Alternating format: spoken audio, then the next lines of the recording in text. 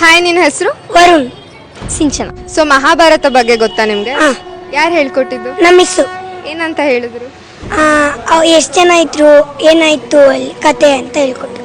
So ನಾನು ಇವಾಗ ನಿಮ್ಗೆ 2 ಕ್ವಶನ್ ಕೇಳ್ತೀನಿ ಮಹಾಭಾರತ ಬಗ್ಗೆ. ನೀವು ಆನ್ಸರ್ ಹೇಳಿದ್ರೆ ಬುಕ್ ನಿಮ್ದಾಗತ್ತೆ. ಓಕೆ, ಸೊ ಫಸ್ಟ್ ಕ್ವಶನು, ಮಹಾಭಾರತದಲ್ಲಿ ಪಂಚಪಾಂಡವರು ಯಾರ್ಯಾರು?